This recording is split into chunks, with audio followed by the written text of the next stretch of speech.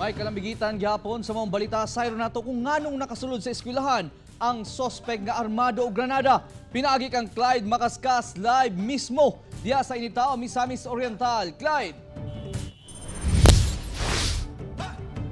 Real daan na di ay gikan sulod sa DNR ang maong lalaki. Kinsa nga nag-wild sulod diri sa mga opisina tungod na sab kay nadakpan ang truck ni ini nga dunay kargang mga kahoy.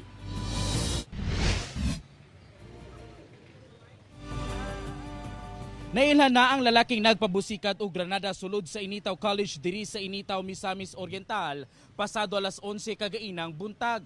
Gila ang maong lalaki nga si Ibrahim Nasher na seranggikan kini siya sa buhatan sa DNR aron iproseso ang sakyanan ni ining nadakpan tungod sa mga kargang kahoy. Sulod sa maong buhatan, naghuramentado ang maong lalaki o gani nanunggab matod pa kini og usa ka trabahante sa DNR gamit ang usa ka bladed weapon. Sa kahadlok, nanagan matod pa ang mga trabahante sa DNR sa gym sa Initaw College nga pipila lang ka metros gikan sa buhatan sa DNR. Gisundan pa kini sa sospek hangtod sa maong gym.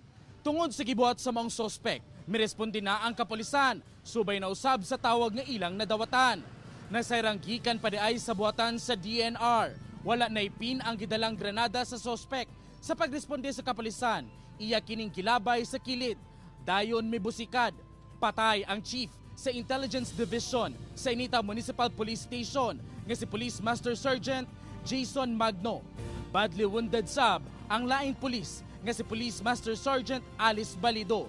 Gihimong panagang ni Police Master Sergeant Magno ang iyang lawas sa granada apan dunay gyapoy pipila ka mga estudyante ang nasamdan sa pagbusikad.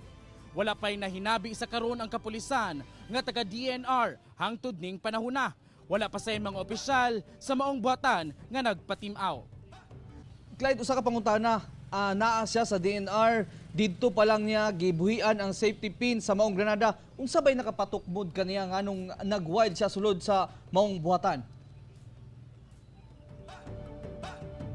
Real, sa una nang gikabutyag sa ato sa kapulisan, no, posible matud pa nga nasuko kini sa mga taga DNR kay lagi gidakop kuno ang truck ni ini nga dunay kargang mga kahoy. Siguro na hold siguro ang iyahang mga kahoy nga iyahang gipanag-iyahan real, no, kay sa atong nakuha nga impormasyon usa matud pa ka logger ang maong suspect. Real.